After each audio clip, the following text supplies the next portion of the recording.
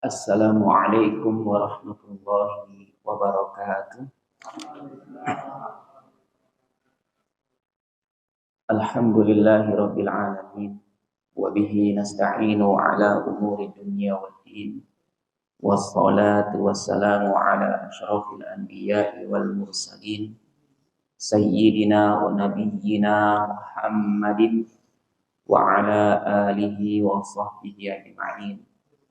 Subhanaka la ilma lana illa ma 'allamtana innaka antal alimul hakim. Rabbi shrah li sadri wa yassir li amri wahlul 'uqdatam min lisani yafqahu qawli, amma ba'd. Jamaah kaum muslimin yang dirahmati Allah Subhanahu wa taala. Alhamdulillah kita bersyukur kepada Allah Subhanahu wa taala yang telah mengumpulkan kita kembali di masjid yang mulia ini untuk mempelajari perkara-perkara penting yang berkaitan dengan agama kita yang mulia. Dan perkumpulan kita di sore hari yang berbahagia ini termasuk di antara kenikmatan dari Allah Subhanahu wa taala. Karena dengan berkumpulnya kita di majelis yang mulia ini, Allah Subhanahu wa taala menginginkan kebaikan untuk kita semua. Dan Allah Subhanahu wa taala ingin memberikan rahmatnya kepada kita semua. Sebagaimana disebutkan dalam hadis bahwa tidaklah suatu kaum berkumpul di salah satu dari rumah Allah Subhanahu wa taala kemudian saling mempelajari dan membaca Al-Quran, illa nazalat alaihimus sakinah, melainkan ketenangan akan diturunkan kepada mereka dan akan diliputi oleh rahmat Allah Subhanahu wa ta'ala. Dan juga para malaikat akan mengelilingi majlis ini dalam rangka menghormati ilmu dan juga ridha kepada orang-orang yang sedang mempelajari ilmu agama yang mulia ini. Jamaah yang dirahmati Allah Subhanahu wa taala, pada sore hari yang berbahagia ini kami ingin membacakan salah satu bab yang ada di dalam kitab Mukhtasar Minhajil Qasidin, buah karya dari Najmuddin Ibnu Qudamah rahimahullahu taala, yaitu bab yang berkaitan dengan afatul lisan, penyakit-penyakit lisan. Kebetulan bab ini merupakan bab yang sering saya baca untuk mengingatkan kepada diri saya sendiri, diri saya pribadi, agar senantiasa bisa untuk menjaga lisan ini. Agar lisan ini tidak berlebih-lebihan dalam berbicara meskipun itu perkara yang mubah, dan juga supaya bisa menjadi tameng agar lisan ini tidak keluar jalur sehingga mengucapkan kata-kata yang mengandung dosa. Di dalam kitabnya ini Najmuddin Ibnu Qudamah berkata, wa afatuhu katsiratun mutanawwi'atun. Penyakit lisan itu banyak dan beraneka ragam. Walaha fil qalbi halawatun. Dan penyakit lisan ini memiliki rasa manis di hati. Karena biasanya orang kalau sedang duduk bersama teman-temannya, ngobrol, ngalor ngidul ke sana kemari, kemudian dibumbui dengan membicarakan aib saudaranya, atau yang biasa disebut dengan ghibah, rasanya asyik sekali. Kayaknya ada kenikmatan sendiri di dalam hati. Puas untuk apa? Untuk menjatuhkan kehormatannya saudaranya sesama muslim. Ini rasa manis dari penyakit lisan yang ada di dalam hati. Walaha bawa'itsu minat taba'. Dan penyakit lisan ini di antara faktor pendorongnya karena memang sudah menjadi tabiat manusia. Tabiat manusia itu memang senang untuk apa? Untuk banyak berbicara. Apalagi pembicaraannya itu berkaitan dengan perkara-perkara menjatuhkan kehormatannya saudara sesama muslim. Memang itu sudah menjadi tabiat manusia. Sehingga inilah yang menjadi faktor pendorong kenapa kok manusia ini banyak sekali yang melakukan penyakit-penyakit lisan yang nanti akan disebutkan. Contoh-contohnya oleh Najmuddin Ibnu Qudamah rahimahullahu ta'ala. Wala najata min khatariha illa bisamti. Tidak ada yang bisa menyelamatkan dari bahaya penyakit lisan ini kecuali sifat as-samt, yaitu sifat diam. Sifat diam. Dalam bahasa Arab, untuk mengungkapkan kata diam bisa menggunakan diksi as-samtu dan as-sukut, yang diartikan dalam bahasa kita dengan diam. Tapi dalam bahasa Arab memiliki perbedaan. As-samtu disebutkan oleh para ulama maknanya adalah al-imsaku 'anil kalam ma'al qudrati 'alaihi. Menahan diri dari berbicara padahal ia mampu untuk melakukannya. Tapi ia tahan untuk tidak berbicara karena ada maslahat untuk dirinya sendiri dan juga untuk orang-orang yang ada di sekitarnya. Dia mampu untuk mengungkapkan, tidak ada sama sekali yang bisa menghalanginya, tapi ia memilih diam. Dalam rangka untuk apa? Untuk maslahat yang lebih besar. Ini namanya as-samtu. Bukan berarti orang tidak mampu berbicara, karena ada orang diam disebabkan takut. Kalau dia ngomong, nanti apa? Nanti dimusuhi. Nanti akan misalkan dijauhi oleh teman-temannya. Kalau di pekerjaan mungkin nanti akan dipecat dan yang lain sebagainya. Padahal dia dia diam ini bukan karena dia ini menahan, tapi karena takut. Tapi kalau as-samtu, dia mampu untuk berbicara. Nggak ada sama sekali yang menghalanginya, tapi dia lebih memilih diam demi maslahat yang lebih baik, yang lebih besar lagi untuk dirinya dan orang-orang lain. Dan inilah yang bisa menyelamatkan dari berbagai macam penyakit lisan. Kemudian, karena sangat pentingnya diam ini, sampai-sampai Abu Darda pernah berkata, ta'allamus samta kama tata'allamunal kalam. Pelajarilah diam sebagaimana engkau mempelajari untuk berbicara. Untuk berbicara, anak kecil itu biasanya hanya dibutuhkan 2 tahun itu sudah ada yang bisa berbicara. 3 tahun dia sudah bisa lancar, 4 tahun udah cerewet. 4 tahun, 5 tahun itu udah cerewet. Tapi untuk belajar diam dibutuhkan waktu yang panjang, bahkan seumur hidup kita. Maka dari itu para ulama salaf diantaranya adalah Iyas al-Ijli rahimahullahu ta'ala pernah berkata, jahadtu nafsi fi ta'allumi samti 10 sinin. Aku bersungguh-sungguh untuk memaksa diriku mempelajari diam selama 10 tahun. Selama 10 tahun, bayangkan. Hanya untuk apa? Belajar supaya bisa as-samtu, yaitu menahan dari berbicara padahal mampu. Bukan berarti dia di sini diem aja. Diajak ngomong diem aja, bukan. Tapi apa? Tapi dia berusaha agar kata-kata yang keluar dari lisannya ini membawa manfaat untuk dirinya dan orang lain. Kalau tidak membawa manfaat, ya sudah diam. Sebagaimana disebutkan dalam hadis Nabi sallallahu alaihi wasallam, ya man kana yu'minu billahi wal yaumil akhir falyaqul khairan aw liyasmut.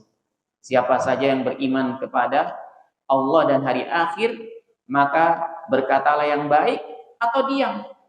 Atau diam.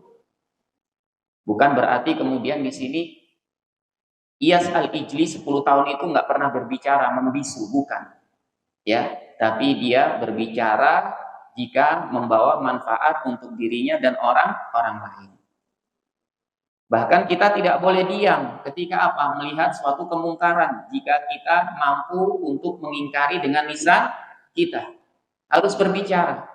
Karena kalau misalkan kita diam dari suatu kemungkaran, itu diibaratkan ke syaitan akhras, seperti setan yang bisu. Kalau punya kemampuan melihat kemungkaran di depan kita dan kita bisa mengingkarinya dengan lisan kita, bisa memberikan nasihat dengan lisan kita, maka harus berbicara. Karena pembicaraan untuk memberikan nasihat ini merupakan ya ucapan yang membawa manfaat untuk diri kita sendiri dan orang lain. Kemudian Ibnu Qudamah rahimahullahu taala berkata, "Falnadkur awwalan fadilatas samti." Maka kita akan menyebutkan, menjelaskan pertama kali ya tentang keutamaan diam, summa nadbi'uhu bidzikril afati mufassalatan. Setelah itu kita akan menjelaskan penyakit-penyakit lisan secara terperinci insyaallah taala. Beliau berkata, "I'lam anna as-samta yajma'ul himmata wa yufarriqul kufra." Ketahuilah bahwasannya sifat diam ini akan mengumpulkan semangat dan akan menjadikan pikiran ini terbuka.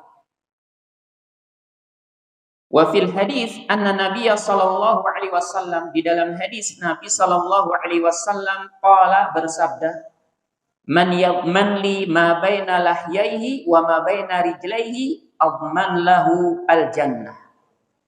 Siapa saja yang bisa menjamin untukku, ya, apa yang ada di antara kedua pahanya. Maksudnya siapa saja yang bisa menjaga apa yang ada di antara kedua pahanya, itu menjaga kemaluannya. Dan apa yang ada, siapa saja yang bisa menjaga untukku apa yang ada di antara kedua ini. Ya. Lahyai ini kedua antara kumis dengan apa? Dengan jenggot, maksudnya lisan. Ya, wa ma baina rijlaihi, dan apa yang ada di antara kedua kakinya. Maksudnya kemaluannya, atman lahul jannah, maka aku menjamin baginya surga. Ini merupakan kabar gembira sekaligus peringatan dari Nabi Shallallahu Alaihi Wasallam bahwa lisan ini merupakan perkara yang membahayakan jika tidak dijaga dengan baik. Begitu juga kemaluan. Oleh karena itu Nabi Shallallahu Alaihi Wasallam menjamin siapa saja yang bisa menjaga lisannya dan kemaluannya dari perbuatan-perbuatan maksiat, perbuatan-perbuatan yang tidak baik, ia akan dimasukkan ke dalam surganya Allah Subhanahu wa Ta'ala. Di dalam hadis yang lainnya Nabi Shallallahu Alaihi Wasallam juga pernah ditanya tentang apa? Tentang sesuatu yang banyak memasukkan manusia ke dalam neraka. Dijawab oleh Nabi Shallallahu Alaihi Wasallam, al-famu wal farj. Yang banyak memasukkan manusia ke dalam neraka itu disebabkan apa? Disebabkan mulut dan kemaluannya. Mulut dan kemaluannya yang tidak bisa dijaga. Kemudian wa fi haditsin akhar, di dalam hadis yang lain, la yastaqimu imanu 'abdin hatta yastaqima qalbuhu wa la yastaqimu qalbuhu hatta yastaqima lisanuhu. Tidaklah keimanan seorang hamba itu istiqomah sampai hatinya istiqomah. Dan tidaklah hati seorang hamba itu istiqomah sampai lisannya istiqomah. Sampai lisannya ini mengucapkan kata-kata yang baik yang sesuai dengan apa yang ada di dalam hatinya. Wa fi hadis Mu'adin fi akhirih, kemudian di dalam hadis Mu'ad, ya, kuffa 'alaika hada. Nabi Shallallahu Alaihi Wasallam pernah berkata kepada Mu'ad, kuffa 'alaika hada. Jagalah ya ini, kata Nabi Shallallahu Alaihi Wasallam. Itu apa? Jagalah lisan ini. Fakultu, maka Mu'ad pun berkata, ya Rasulullah, wahai Rasulullah, wa inna la mu'akhiduna bima natakallamu bih, apakah kita akan dihukum dengan apa yang kita ucapkan, dengan sebab apa yang kita ucapkan? Qala, ya, sakillat ka ummuk.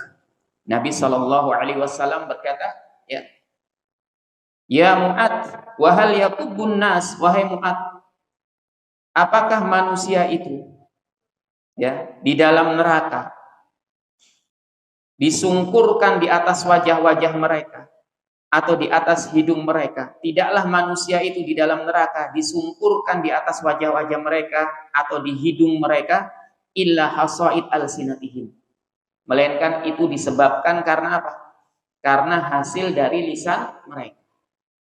Jadi manusia itu disungkurkan mereka di atas wajah mereka dan hidung mereka. Itu semua disebabkan karena apa? Hasil dari lisan-lisan mereka yang tidak dijaga. Wa fi hadisin akhar, di dalam hadis yang lainnya, man kaffa lisanahu satarallahu auratah.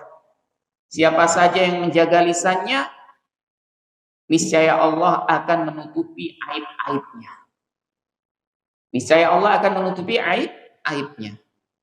Ya, wa qala Ibnu Mas'ud berkata, ma syai'un ahwaja ila tuli sijnin min lisani.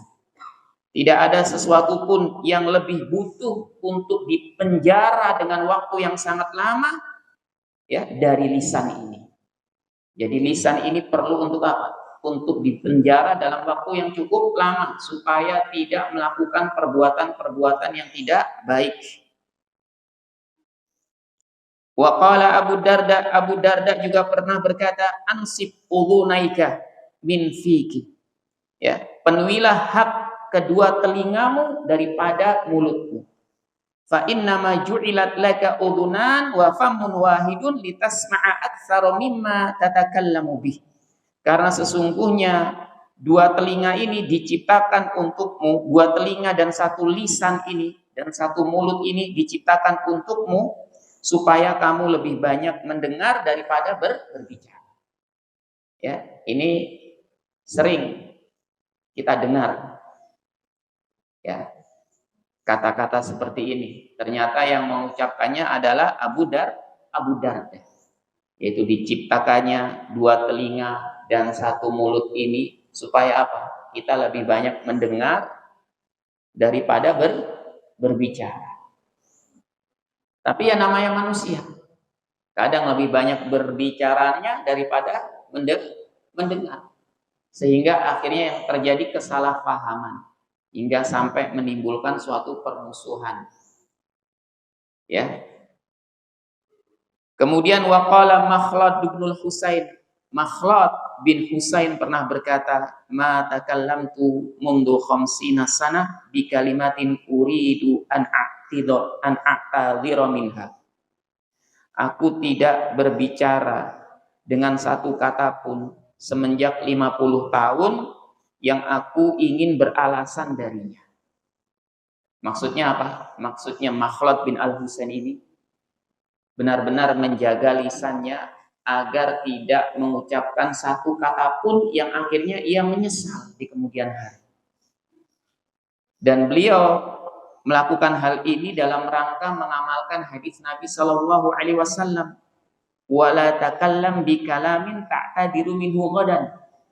Janganlah kamu berbicara dengan suatu kata yang kau sesali di kemudian hari. Betapa banyak orang yang berbicara dengan penuh emosi, membawa penyesalan di kemudian hari. Andai saja saya tidak berbicara seperti itu, mungkin saya masih bisa langgeng bersama pasangan saya, istri saya. Andai saja saya tidak berbicara seperti itu, saya masih bisa tetap bekerja, ya, di perusahaan ini dan itu. Penyesalan yang akhirnya datang di kemudian hari karena apa? Karena suatu kalimat yang kita ucapkan, bahkan mungkin bukan kalimat tapi satu kata. Tapi satu kata. Betapa banyak sekarang gara-gara satu kata akhirnya menimbulkan permusuhan. Ya, gara-gara cuma ngomong apa? Ngomong misalkan ya, ngomong ya anjing misalkan, babi, monyet, seperti itu. Akhirnya apa? Menjadikan orang yang mendengarnya tersinggung, emosi, menimbulkan suatu perkelahian akhirnya. Menimbulkan suatu perkelahian. Ya.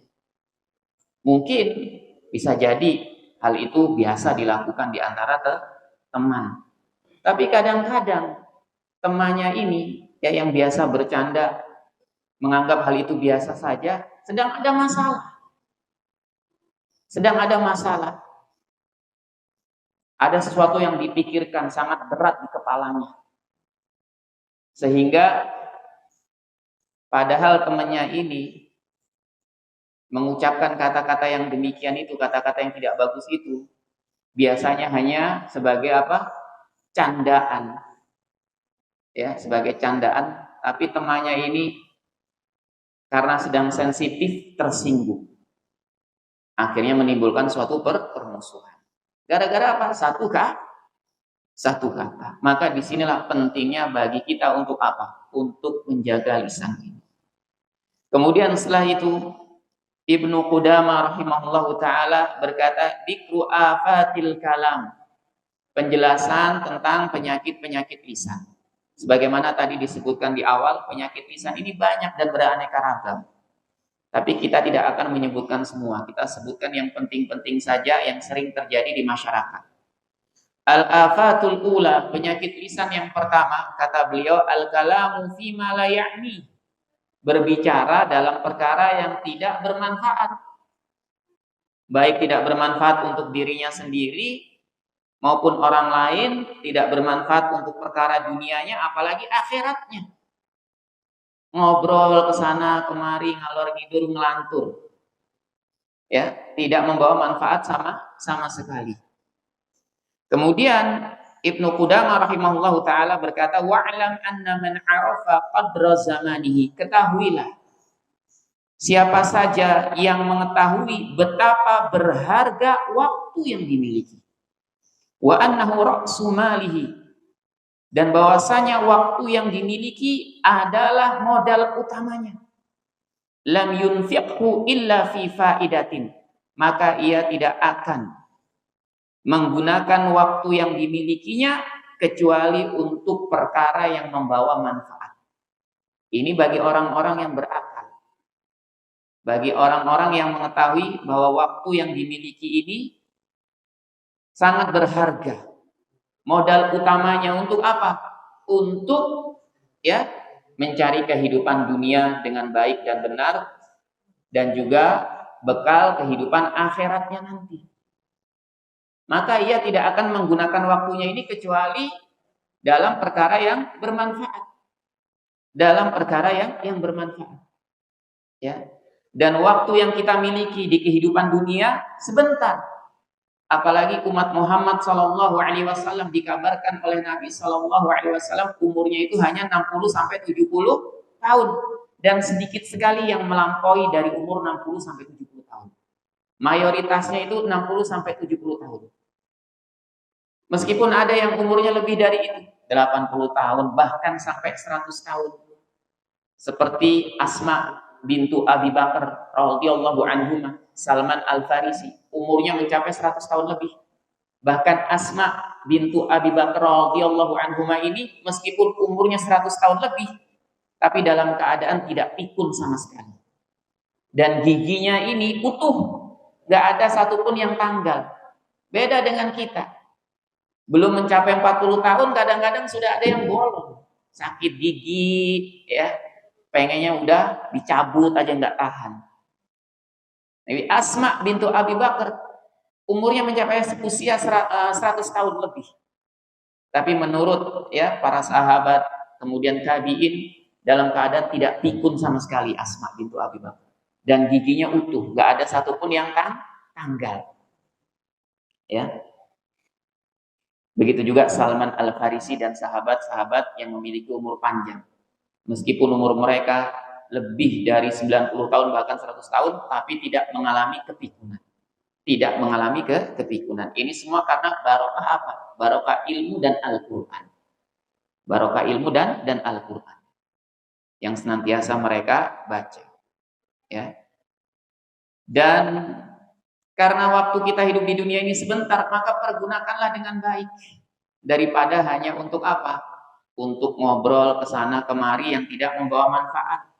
Coba kalau misalkan waktunya itu digunakan untuk belajar ilmu-ilmu yang bermanfaat meskipun ilmu dunia. Ya, belajar misalkan apa? Desain, Corel Draw, Ini kan nantinya akan membawa apa? Manfaat. Bisa dapat tambahan dari keahlian itu. Daripada cuma ngobrol ke sana kemari nggak membawa manfaat. Ya, di warung kopi misalkan, bukan tidak boleh, boleh-boleh saja. Karena itu juga termasuk perbuatan mubah. Selama apa? Selama perbuatan mubah ini tidak menjerumuskan ke dalam maksiat atau meninggalkan kewajiban. Karena segala sesuatu yang menjadi sebab meninggalkan kewajiban dan juga melakukan maksiat, hukumnya menjadi haram meskipun sebelumnya hukumnya mubah. Sebagaimana disebutkan dalam kaidah maka nasababan ya litarkil wajibat au fi'lil muharramat kana haraman. Apa saja yang menyebabkan untuk meninggalkan kewajiban atau melakukan perkara-perkara yang diharamkan, maka hukumnya berubah menjadi haram. Padahal sebelumnya mubah. Duduk-duduk di warung kopi, santai, boleh-boleh saja. Main bola, boleh-boleh saja. Karena hukum asalnya mubah. Tapi kalau sudah menyebabkan meninggalkan kewajiban, apalagi sampai melakukan perkara yang haram, hukumnya jadi haram. Meskipun main bola misalkan ya, tapi main bolanya kemudian apa? Ya, ngomong yang nggak baik.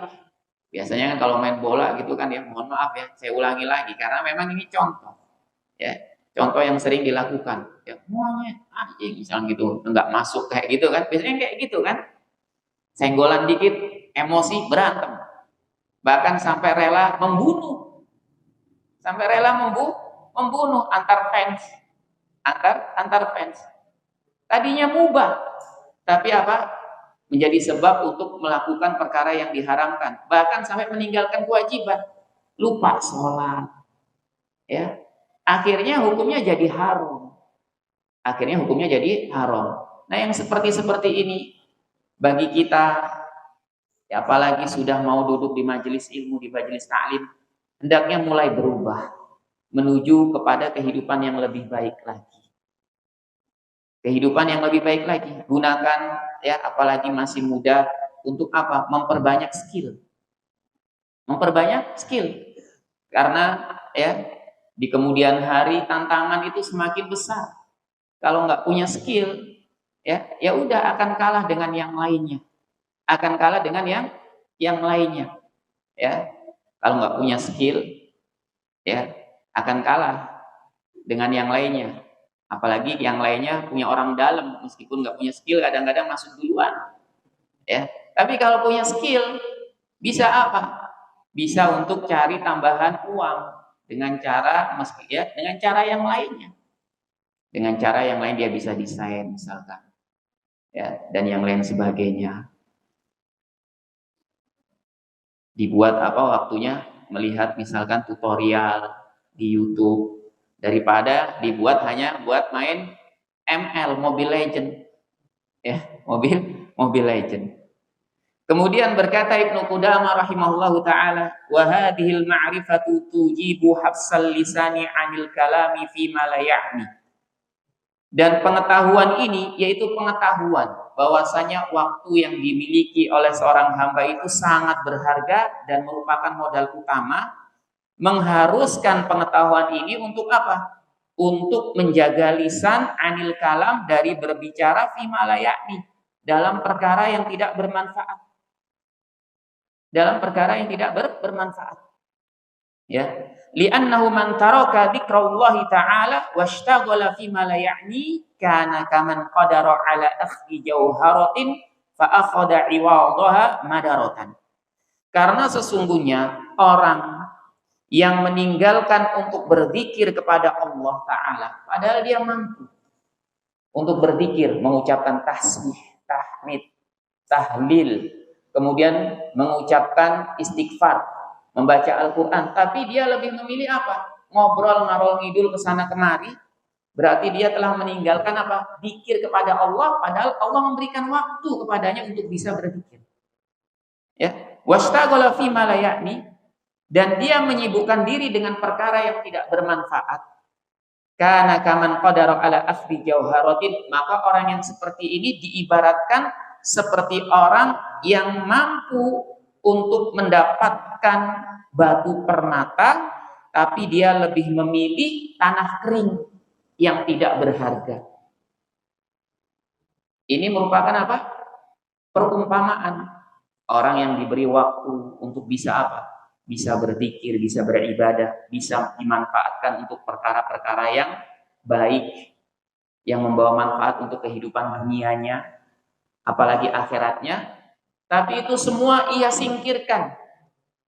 Dia lebih menggunakan waktunya untuk perkara-perkara yang nggak bermanfaat. Ya, perkara-perkara yang nggak bermanfaat.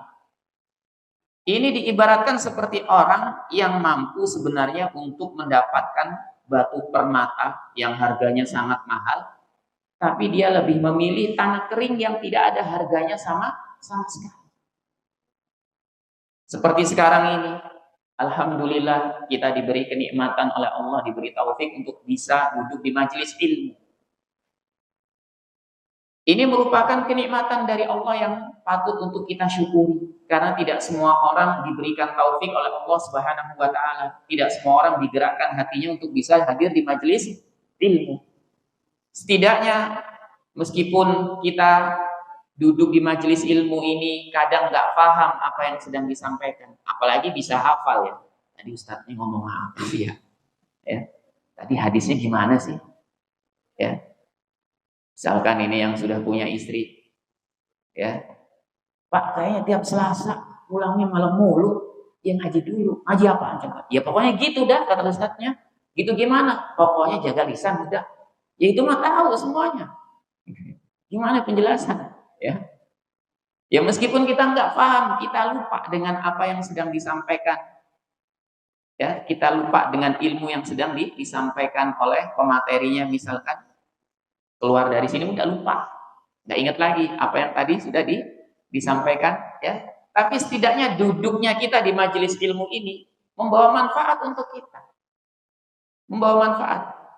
Di antara manfaatnya sebagaimana disebutkan oleh Al-Imam Ar-Razi rahimahullahu taala, madama jalisan indahu kana mahbusan 'anil dzunub. Selama orang duduk di majelis ilmu, maka ia akan tercegah dari berbagai macam dosa. Nah, kita duduk di sini nih, ya. Ini kan duduk mendengarkan kajian, mendengarkan firman Allah Subhanahu wa taala, hadis Nabi sallallahu alaihi wasallam dibacakan. Setidaknya menjadikan kita sementara waktu tercegah dari perbuatan dosa. Coba kalau langsung pulang, mampir dulu warung kopi, ya, ngobrol ke sana kemari, nonton TV, ada ceweknya cakep lagi di TV, sinetron, ya, pakaiannya terbuka lagi begini apa-apa, banyak dosa yang kita lakukan akhirnya. Kalau nggak lihat handphone misalkan, apalagi sekarang lagi rame capres cawapres, idolanya dibully, emosi, ya, akhirnya ngetik kata-kata yang tidak baik, tidak baik. Nah ini semua apa? Semua akhirnya akan menimbulkan dosa yang seperti ini. Tapi ketika duduk di sini, diem walaupun sambil ngantuk-ngantuk, ya kan? Ya, sambil ngantuk-ngantuk, sambil nahan lapar misalkan. Sambil nahan lapar, ya. Kadang-kadang pikirannya itu kemana? Ya, matanya emang ke sini, tapi pikirannya kemana gitu. Udah inget nanti di rumah begini. Aduh, ada cucian lagi banyak banget numpuk. Ini aduh, ya. Mana listrik bunyi lagi udah gitu ya. Ini masih jauh lagi, masih tengah bulan gitu kan. Udah ditagih lagi cicilan ini, cicilan itu. Ya meskipun kayak gitu, tapi apa? Ketika duduk di sini berusaha untuk mendengarkan walaupun kadang nggak fokus, setidaknya mencegah kita dari apa? Berbagai macam perbuatan dosa. Coba kalau keluar yang ke sana, macet lagi kali malam, disalip dikit seret, ya, langsung kayak gitu udah. Ya. Kalau orangnya jalan terus mendingan. Kalau orangnya nungguin turun gede lagi, waduh gede banget. Ya, mau dilayanin udah ngeri duluan. Akhirnya banyak apa perbuatan dosa. Tapi duduknya kita di majelis ilmu ini setidaknya untuk beberapa saat mencegah kita dari berbagai macam perbuatan dosa. Maka ini merupakan kebaikan, patut untuk disyukuri. Karena ini merupakan merupakan kegiatan yang bermanfaat, kegiatan yang bermanfaat. Ini nggak tahu nih, ini datangnya di absen apa enggak? Jangan-jangan datang karena di absen doang, awas ya, nggak datang nih. Kurangi nanti, misalnya gitu.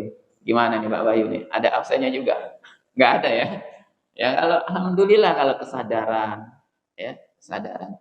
Makanya eh, meskipun saya lihat ada yang ngobrol, apalagi di bagian cewek tuh, ya suaranya masih kedengeran sampai sini, ya ngobrolnya itu. Cuma ya saya diem aja. Kenapa? Karena jarang di waktu lelah, sepulang kerja, yang ngantuk, lapar, tapi masih mau untuk duduk di majelis ilmu itu jarang sekali di zaman ini. Dan ini merupakan apa? Kenikmatan yang patut untuk disyukuri, yang patut untuk disyukuri. Ya, makanya saya ya udah biasa aja. Ya mau senderan juga silahkan, mau kakinya dilurusin juga silahkan. Ya, asal jangan tiduran sambil ngopi aja. Ya, gitu. Nanti saya pengen juga soalnya. Saya jadi pengen juga. Ya. Tapi alhamdulillah ini patut disyukuri. Ya meskipun mungkin sepekan cuma sekali. Ya, setidaknya apa? Setidaknya berkumpulnya kita di sini membawa manfaat. Meskipun kita nggak paham kadang-kadang, atau pulang dari sini udah lupa tuh. Bodoh amat deh katanya deh, nongkrong lagi di warung kopi gitu kan. Ngomong lagi begini begitu ya. Tapi setidaknya apa? Setidaknya membawa manfaat meskipun ngaji sepekan sekali. Ya, yang semoga kedepannya akan membawa kebaikan untuk diri kita semua. Ya, akan membawa kebaikan untuk diri kita semua. Kemudian Ibnu Qudamah rahimahullahu taala berkata, "Wa hadza khusranul umri." Dan perbuatan seperti ini yaitu lebih memilih melakukan perkara yang tidak bermanfaat daripada menyibukkan dengan perkara yang bermanfaat atau berzikir atau ibadah adalah khusranul umri, adalah perbuatan menyia-nyiakan umur. Padahal kita nanti di akhirat itu akan ditanya oleh Allah Subhanahu wa taala. Kedua kaki kita ini nggak akan bergerak di hari kiamat sampai ditanya tentang 4 perkara. Di antaranya apa pertanyaannya? An umrihi fima afnah. Akan ditanya tentang umurnya, ia gunakan untuk apa? Ia gunakan untuk apa? Dan umur ini pendek. Pendek. Ya, kita nggak ngerasa. Kita nggak ngerasa. Mungkin 10 tahun, 20 tahun yang lalu kita masih lari-lari. Kesana kemari, ya. Bilang ke orang tua, "Mak, Pak, jajan dong." Langsung dikasih. Sekarang, "Pak, Mak, jajan cari sendiri sono." Gitu ya. Cari sendiri sono. Bahkan kalau bisa kita yang ngasih, nggak terasa. Ya, nanti sebentar lagi mungkin yang muda-muda punya istri. Semakin sibuk. Sebentar. Dan perlu kita ketahui, bukanlah syarat datangnya kematian itu harus didahului oleh penyakit. Bukan pula syarat datangnya kematian itu harus didahului dengan masa tua. Enggak ada syarat seperti itu. Maka dari itu disebutkan dalam bait-bait syair, ada yang menjandarkan syair ini kepada Imam Syafi'i rahimahullahu taala, "Wa kam min sahihin mata min ghairi illatin, wa kam min alilin 'asha hina min ad-dahr." Betapa banyak orang yang sehat meninggal dunia tanpa didahului penyakit. Betapa banyak orang yang sakit masih diberi kesempatan hidup beberapa saat. Fakam min fatan amsa wa asbaha dhahikan wa qad nusijat aqfanuhu wa huwa la yadri. Betapa banyak ya seorang pemuda yang di pagi dan sore harinya tertawa terbahak-bahak dalam keadaan tidak mengetahui, padahal kain kafannya telah dipersiapkan. Padahal kain kafannya telah dipersiapkan. Ya, kita nggak ada yang tahu.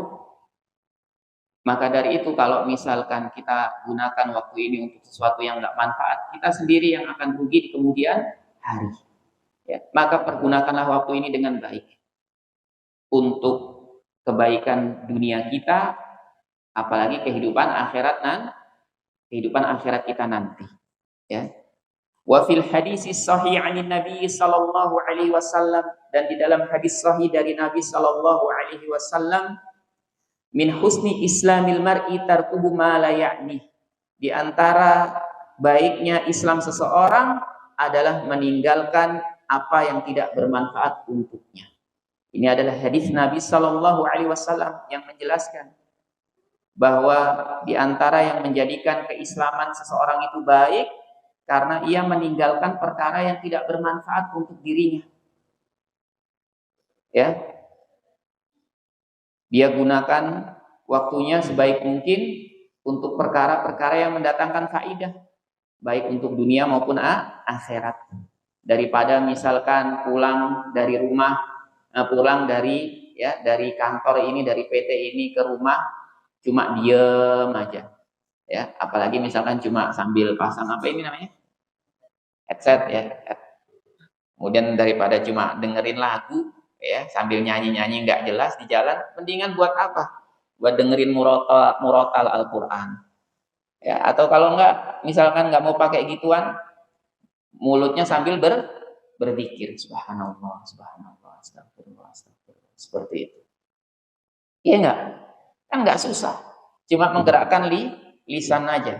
Ya, astagfirullah, astagfirullah. Memperbanyak istighfar.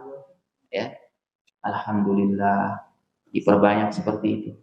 Karena ini ketika dilakukan terus-menerus, ya, kita harus yakin ini amalan soleh yang nantinya akan mendatangkan manfaat ketika kita di masa sulit.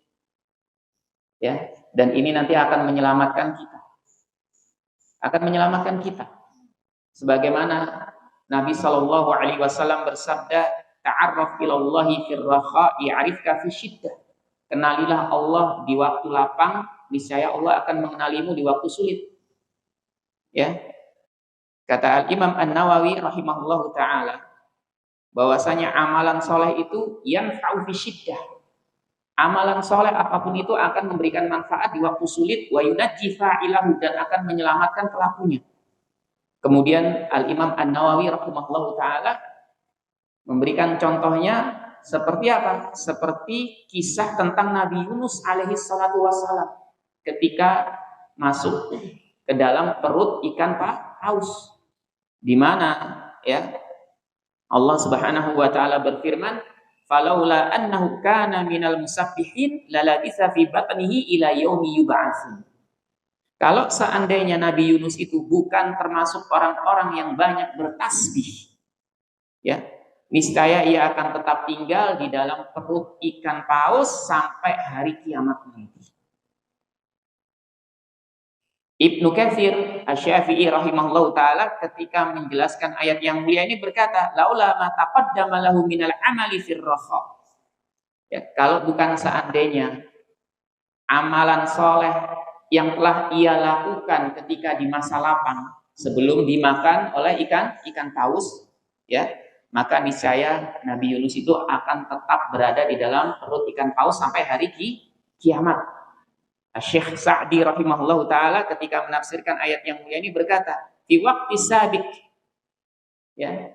Kalau seandainya bukan karena amalan yang dilakukan di waktu yang lampau, bi kasrati ibadatihi li rabbih, dengan banyaknya ibadah kepada Tuhannya dan tasbihnya dan ucapan tahmidnya, ya, maka niscaya Nabi Yunus akan tetap berada di dalam perut ikan paus. Maksudnya apa? Maksudnya amalan yang dilakukan oleh Nabi Yunus sebelumnya itu ternyata membawa manfaat di waktu mendapatkan kesulitan. Ya, di waktu mendapatkan kesulitan dan menyelamatkan siapa? Nabi Yunus. Nah, maka dari itu jangan pernah kita meremehkan amalan soleh sedikit pun. Meskipun sambil naik motor, subhanallah, subhanallah, subhanallah, alhamdulillah, atau astagfirullah, astagfirullah, astagfirullah. Ya, ini kan lebih manfaat daripada cuma apa? Cuma naik motor sambil dengerin lagu misalnya. Ya, sambil dengerin lagu. Cuma pakai lisan, nggak perlu bayar, nggak keluarin tenaga banyak. Kalau lagi ngobrol aja kan kita kuat banget tuh, kadang-kadang semalam suntuk. Lagi ngobrol kuat ya semalam suntuk. Ngumpul dari jam 8 malam, jam 9 malam, ngobrol sampai pagi. Ya, ngobrol sampai pagi. Kuat. Nah, masa cuma baca apa? Baca tasbih, ya. Yang ini nggak kita lakukan terus menerus, kadang-kadang cuma apa? Di waktu perjalanan pulang atau berangkat, ya, atau misalkan sambil kerja, ya Allah, astagfirullah. Ya, ini akan membawa manfaat nantinya, terutama ketika kita mendapatkan kesulitan dan bisa menyelamatkan kita dari berbagai macam bencana. Ya. Kemudian setelah itu Najmuddin Ibnu Qudamah rahimahullahu taala berkata di dalam kitabnya, wa qila lil Luqman al-Hakim. Luqman al-Hakim pernah ditanya, ma balagha min hikmatika? Sampai di mana sih kebijaksanaan yang kamu miliki? Qala, maka Luqman menjawab, la as'alu amma kufitu wa la atakallamu bima la ya'nini. Kata Luqman al-Hakim, aku tidak bertanya tentang sesuatu yang aku sudah dicukupkan darinya. Dan aku tidak berbicara dalam perkara yang tidak membawa manfaat untuk. Nah, ini yang juga jarang dilakukan. Ya. Jangan banyak bertanya tentang sesuatu hal yang memang nggak perlu untuk kita tanyakan. Nggak perlu untuk kita tanyakan. Ya. Bagi sebagian orang, ada yang sepertinya menganggap biasa saja ketika bertanya tentang apa, istrinya mana, gitu ya, kan sering tuh ada yang kayak gitu. Tapi bagi sebagian orang lagi, ini bukan perkara yang biasa. Ini sudah apa? Sudah dianggap ya privasi. Ya, ngapain tanya-tanya istri saya? Ya, bagi sebagian orang ini apa? Ini menjadikan tidak nyaman pertanyaan seperti ini. Tidak nyaman. Ya, kadang-kadang kita suka belanja kan ya, pagi misalkan beli kue, kemudian beli di abang-abang sama istri kita. Ya, kita sudah biasa ngobrol. Besoknya kita belanja nggak bawa istri kita, ditanya istrinya mana. Besoknya lagi ya kita nggak bawa istri lagi, tanya istrinya mana, istrinya mana. Tanya lu ngapain sih nanya istri saya, emang ada perlu apaan? Ya, padahal itu nggak perlu untuk ditanyakan, tidak perlu untuk apa ditanyakan. Ya, yang seperti itu tidak perlu ditanyakan, karena bisa menjadikan seseorang itu nggak nyaman.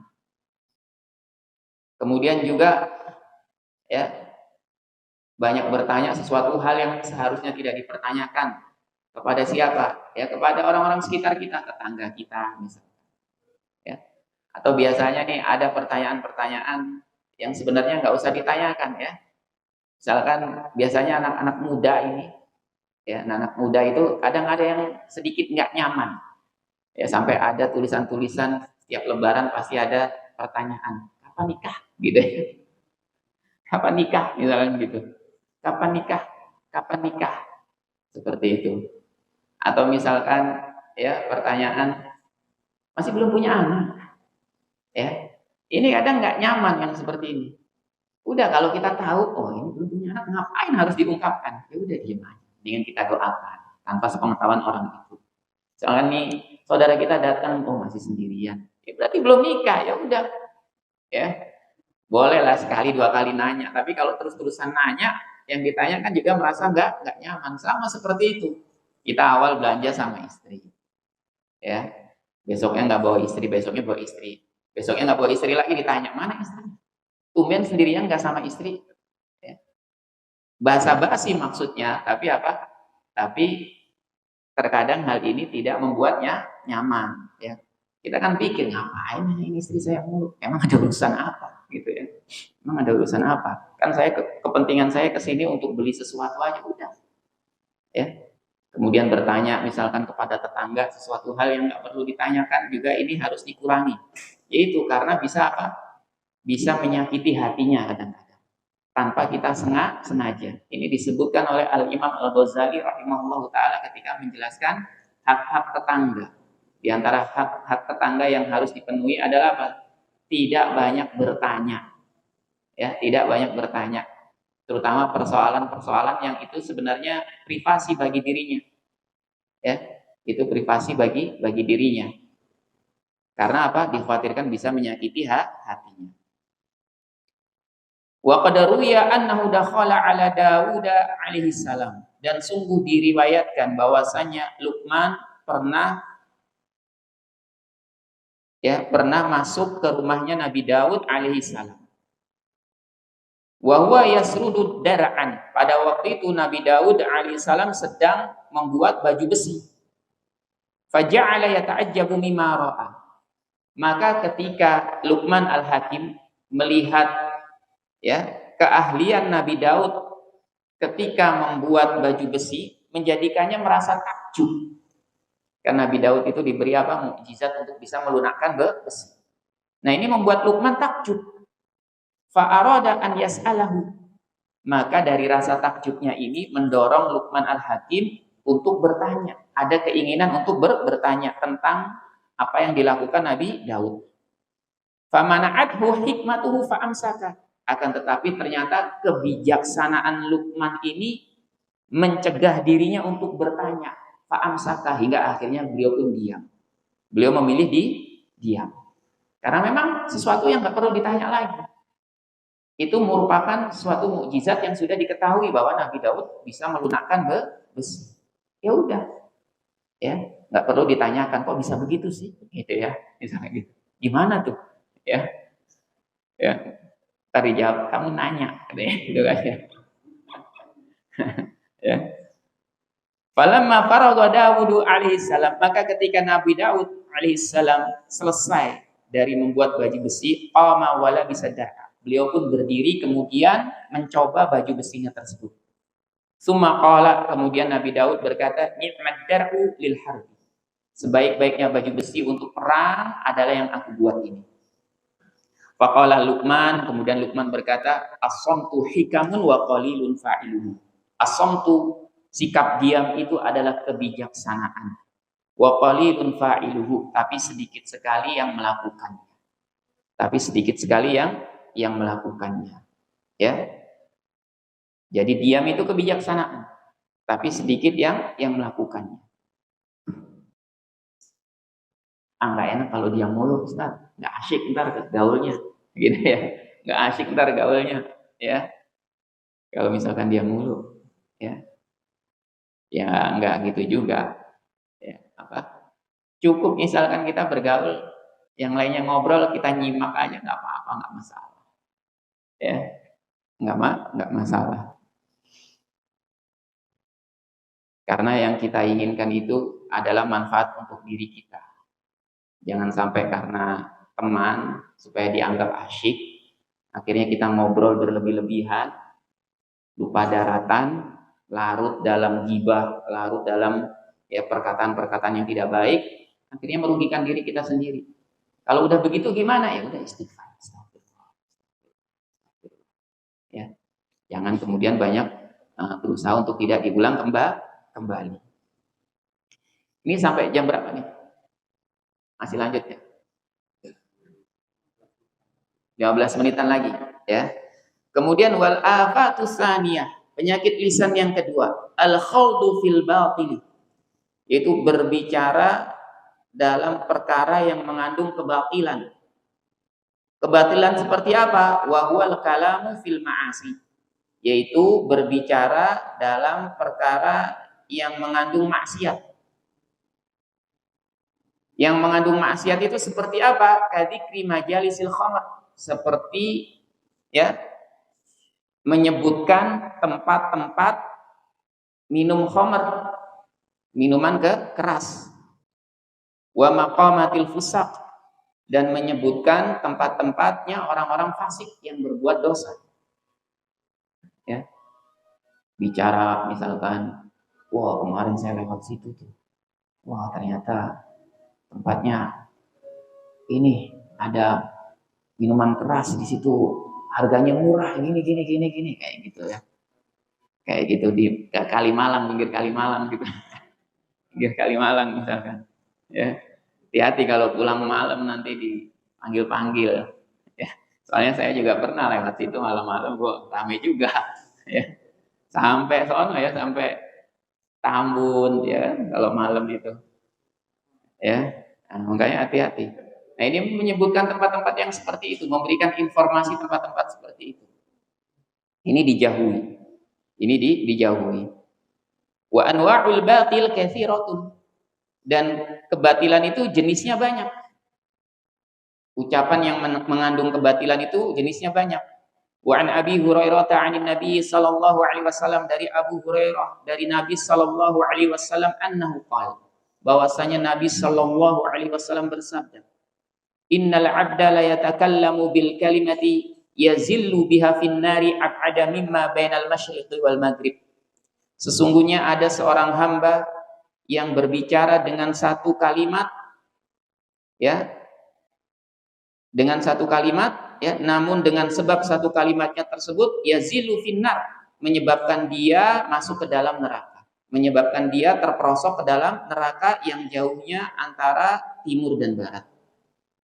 Jadi hanya gara-gara apa? Satu kalimat saja. Gara-gara satu kalimat saja bisa apa? Bisa menyebabkan terperosok ke dalam neraka. Maka dari itu hati-hati dengan setiap kata yang kita ucapkan. Jangan sampai menimbulkan penyesalan di kemudian hari. Bisa jadi penyesalannya itu di dunia, bisa jadi di akhirat nanti, karena bisa menjerumuskan ke dalam neraka. Kalau penyesalannya di dunia seperti tadi yang sudah dicontohkan. Oh, kalau saya nggak mengucapkan itu, mungkin saya masih bisa ini, bisa itu. Ya. Wa qaribun min dzalika al-jidal wal mira'u. Tidak jauh berbeda dari ucapan yang batil adalah al-jidal wal mira', berdebat dengan pertentangan. Ya, berdebat dengan pertentangan. Wa huwa kathratul mulahati li syakhsi li bayani ghalatihi wa ifhamihi. Apa yang dimaksud dengan berdebat dengan pertentangan? Yaitu banyak menantang seseorang untuk menjelaskan dan menyangkal atau membantah kesalahannya. Ya. Jadi dikit-dikit ada yang seperti ini dibantah, didebat, ditentang. Wal ba'itsu 'ala dzalika at-tarafu', dan faktor pendorong yang menyebabkan melakukan hal tersebut adalah at-tarafu', karena merasa lebih tinggi dari yang lainnya, merasa lebih tinggi ilmunya, merasa lebih tinggi umurnya. Ya, saya lebih senior nih misalkan. Sehingga apa? Sehingga sedikit-sedikit dilihat dia menurut dia salah, langsung didebat dengan pertentangan. Ya, dengan pertentangan. Fayan bagi lil insani an yunkiral munkara minal qawli wa yubayyin shawaba wa yubayyin as-shawaba. Ya. Meskipun hendaknya bagi seseorang itu untuk mengingkari suatu kemungkaran dari suatu ucapan dan menjelaskan kebenarannya. Ya, meskipun demikian seharusnya yang dilakukan oleh seseorang. Ya. Fa in qubila minhu, jika diterima, maka itu adalah kebaikan untuknya dan untuk orang tersebut. Wa illa tarakal mumarah, tapi kalau enggak diterima, sudah tinggalkan perdebatan dan pertentangan. Enggak usah terus saja. Ya. Enggak usah terus menerus.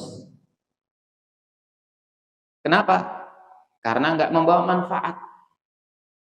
Hada idza kana al-amru mu'alliqan bid-din. Hal ini apabila perkaranya itu berkaitan dengan agama. Kalau berkaitan dengan agama apa? Misalkan ini kesalahan, ya udah kita ingkari kalau kita mampu, kita jelaskan kebenarannya. Kalau diterima, alhamdulillah ini kebaikan untuk kita dan untuk dirinya. Kalau nggak diterima, udah tinggalkan. Nggak usah banyak berdebat, nggak usah banyak pertentangan. Ini dalam perkara agama. Fa amma idza kana fi umuri dunya fala wajha lil mujadalati fihi. Adapun jika dalam perkara dunia, maka enggak ada alasan untuk melakukan perdebatan. Dalam masalah dunia ngapain kita banyak berdebat? Kadang-kadang cuma gara-gara bola aja, ya, sampai berdebat ke sana kemari, bahkan sampai berantem gara-gara apa? Bola. Ya. Gara-gara capres cawapres misalnya. Sampai berdebat ke sana kemari, sampai akhirnya berantem, bahkan kadang-kadang menimbulkan permusuhan di antara saudara. Saudara kandung satu rumah, beda pilihan. Ya, akhirnya berantem. Menimbulkan permusuhan, diem-dieman akhirnya. Padahal itu masalah dunia. Itu masalah dunia. Ya. Itu masalah dunia. Wa ilaju hadil afa bikasril kibr al-ba'ifi ala idharil fadl. Dan obat yang bisa menyembuhkan dari penyakit ini, yaitu penyakit selalu ingin berdebat menentang seseorang, adalah apa? Dengan meruntuhkan kesombongan. Meruntuhkan kesombongan yang menjadi faktor pendorong untuk menampakkan keutamaan. Karena biasanya orang berdebat itu memang tidak semuanya. Biasanya diantaranya itu faktor pendorongnya apa? Karena ingin menunjukkan keutamaan dirinya. Saya lebih tahu nih, saya lebih bisa nih, saya lebih pintar nih, saya lebih pengalaman nih. Di antaranya kan seperti itu. Memang ini tidak semuanya. Ini tidak semuanya. Ya. Nah, ini semuanya didasari karena kesombongan. Karena kesombongan. Meskipun dia tidak merasa, saya nggak merasa sombong. Wa a'dhamu minal mira al-khusumah, dan yang lebih parah lagi dari perdebatan dengan pertentangan adalah perdebatan yang menimbulkan pertikaian. Debatnya sudah nggak sehat lagi, bukan atas dasar untuk memberikan nasihat, tapi sudah ada keinginan untuk menjatuhkan kehormatan lawan debatnya. Sudah didasari dengan tendensi. Nah, ini lebih parah, perdebatan yang lebih parah karena sudah menimbulkan pertikaian, sudah didasari rasa tidak suka. Biasanya yang seperti ini bukan lagi perdebatan, meskipun dibumbui dengan perdebatan, tapi ada maksud tersembunyi, yaitu apa? Meruntuhkan kehormatan lawannya, menjatuhkan kehormatan lawannya. Ya. Fa innahu amrun zaidun 'alal mira', karena khusumah, perdebatan dengan pertikaian ini lebih berat dari sekedar perdebatan biasa. Lebih berat. Karena kalau sudah khusumah, ini sudah hilang niat untuk memberikan nasihat, kasih sayang, itu udah hilang. Karena di antara adab-adab debat itu apa? Harus ikhlas karena Allah, tujuannya untuk memberikan nasihat, harus penuh dengan rahmat, kasih sayang. Nah, kalau sudah khusumah, ini semua hilang. Meskipun yang ditampakkan itu dalil-dalil ilmiah, tapi di balik itu ada keinginan tersembunyi menjatuhkan kehormatan lawannya. Anin Nabi sallallahu alaihi wasallam, dari Nabi sallallahu alaihi wasallam, annahu qala, bahwasanya beliau bersabda, abghadur rijali ilallahi alladul khasim. Orang yang paling dibenci Allah Subhanahu wa taala adalah alladul khasim, orang yang paling keras penentangannya, pertikaiannya. Ini paling dibenci. Wa hadhil khusumatu na'ni, dan yang dimaksud dengan khusumah, perdebatan dengan pertikaian ini, yang menimbulkan pertikaian ini, al khusumah bil batili, yaitu perdebatan dengan kebatilan, au bi ghairi ilmin, atau tanpa ilmu. Debat tanpa ilmu, debat usir akhirnya.